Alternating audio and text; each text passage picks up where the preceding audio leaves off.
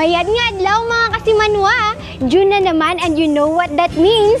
Baragatan Festival na naman dito sa lalawigan ng Palawan. Hep hep hep, excited ka na ba? Kasi ako super excited na. Kaya ano pang hinihintay nyo? Tara na't libutin natin ang mga dapat yung matikman, makita at malaman dito sa Baragatan sa Palawan 2025. Let's go guys!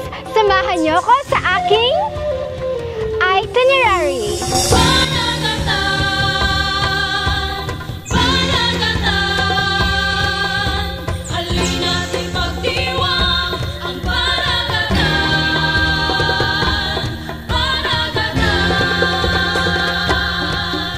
Ang Baragatan sa Palawan ay isang masayang selebrasyon ng mayaman at makulay na kultura, kasaysayan at talento ng buong lalawigan. Mula sa salitang Kuyunon na bagat o to come together, ang kapistahan ay nagbibigay ng pagkakataon upang magkita-kita at magkaisa ang 23 munisipalidad mula norte hanggang sur ng lalawigan. Kaya kung gusto mong maramdaman ang Palawanyo Pride, ito ang tamang lugar na dapat niyong puntahan. Nagsimula ang festival June 6 kung saan nagkaroon ng misa at blessing sa Capitol Grounds. Pinangunahan ito ni Governor Danny Socrates kasama pa ang ibang mga opisyal ng lalawigan. Ito ang hudyat ng pagbubukas ng pinto ng Kapitolyo sa kasiyahan at kultura ng buong Palawan. At syempre, hindi mawawala ang mga patok na aktibidad every year. May free concerts, cultural shows, mutya ng Palawan pageant at marami pang contest like Reels Challenge, sports tournaments, at ang paborito ng lahat, ang street dance at float parade. Ito ay ilan lamang sa mga kaabang-abang na mga aktibidad na inihanda ng Provincial Government of Palawan para sa mga Palawenyo at mga turistang bibisita. Pagpasok mo dito sa Kapitolyo, unang sasalubong sa iyo ang IP Village. Dito mo makikilala ang iba't ibang katutubong komunidad sa Palawan, pati ang kanilang kultura, sining at kwento.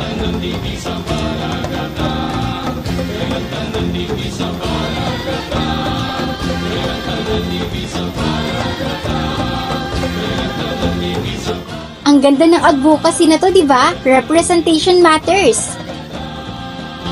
Next stop, ang Barakalan sa Baragatan. Dito matatagpuan ng Palawan Souvenir Trade Fair, Private Trade Fair at syempre madadaanan na rin dito ang meriendahan sa Baragatan.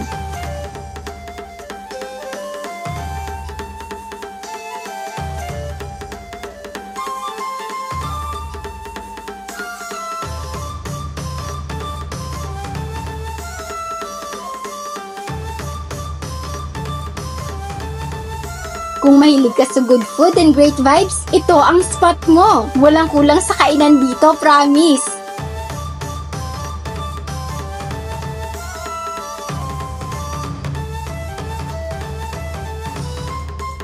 Tuloy pa rin nga ang aming pag-iikot at dumaan kami sa LGU Agro Trade Fair. Dito makikita ang mga booth ng iba't ibang munisipyo ng lalawigan. Bawat munisipyo may sariling gawang produkto, pagkain at mga unique na kwento.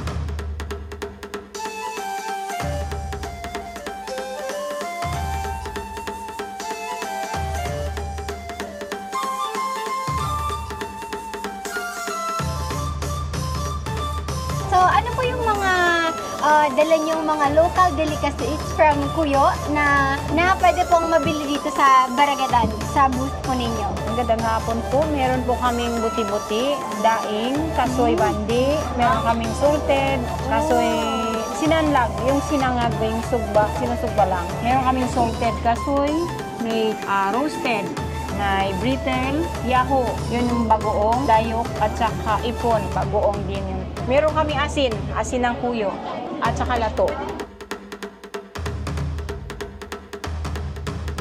Para naman sa mga art enthusiast, may art exhibit din dito sa Legislative Building. Ang Lambay Art Exhibit ay nilahukan ng mga talented Palawenyo artists showcasing personal stories at nature-inspired pieces.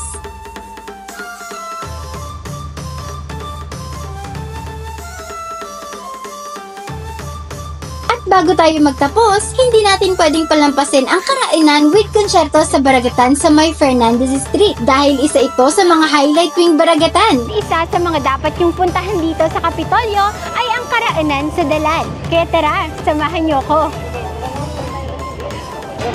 Gutumin man kayo kakalibot, dito na kayo mag-recharge habang nagpapakabusog sa masasarap na pagkain at nakikipagkwentuhan sa inyong mga kasama. Ma-enjoy nyo rin ang live performances ng ilan sa mga talentadong Palawanyo artist.